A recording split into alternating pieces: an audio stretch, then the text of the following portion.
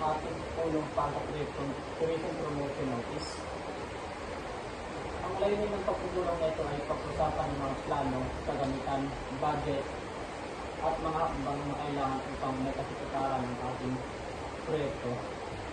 Nais natin makagawa ng isang promotion office para sa sentro ng impormasyon tungkol sa mga produktong lokal na Tubulangan.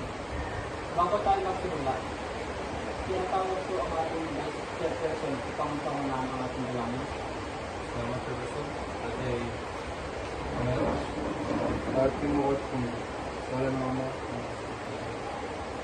Panginoon, maraming salamat po sa pagpapaloob ninyo. Kung kami mo ninyo dito.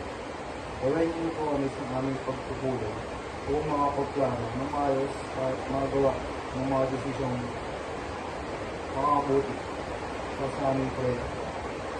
Bigyan niyo po kami ng karunungan, pagkakaisa at responsibilidad sa bawat gawain aming kasagawa.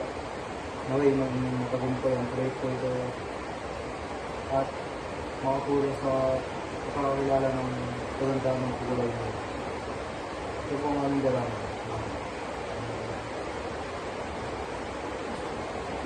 Maraming salamat.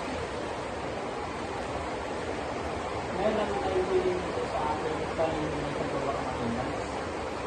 Magandang araw.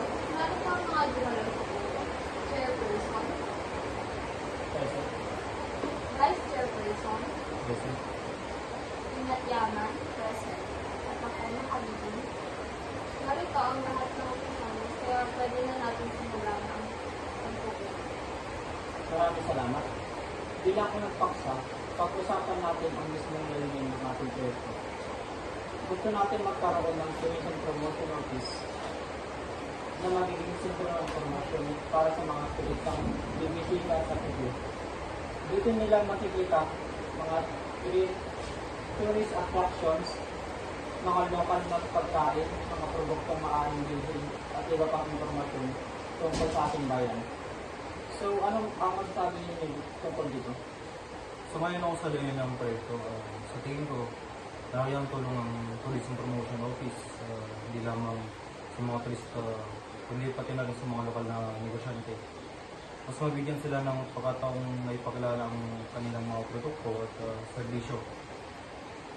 Maganda rin kung nakakaroon tayo ng brochures, tourism map, at mga larawan ng iba't ibang pasyalan upang mas mag-interesado mga bibisita dito. Maganda ang mungkahan yun. Kalihim, pagkita ng mga napag-usapan. Sige.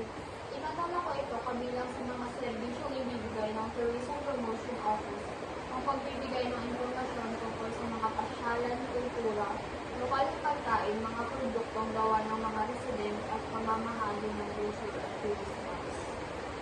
Ngayon naman ay dumako tayo sa sunod na paksa. Sa mga pagamitan na kailangan ng mga ating budget, inaatapan ko ang ating ingat na yaman na Korean upang mayarap ang kanyang kulang. Maraming salamat.